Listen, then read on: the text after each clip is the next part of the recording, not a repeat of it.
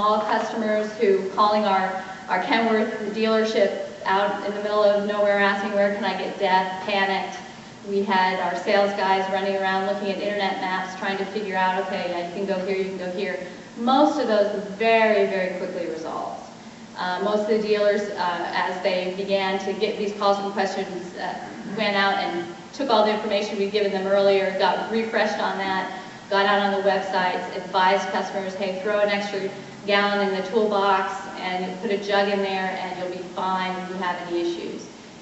So there were a few growing pains. We feel that we've gotten past most of that and that the distribution network is working. Don't see that as a major hurdle at all.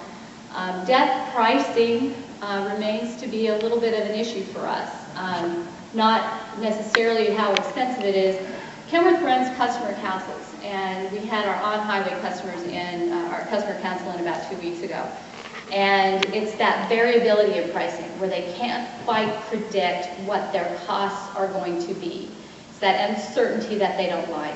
So they're not quite ready to invest in those underground tanks because they don't know, well, maybe the drums will get cheaper or maybe the jugs will come down and that underground tank is pretty expensive investment. So it's a bit of a moving target for them in terms of if they're going to invest themselves in that infrastructure locally.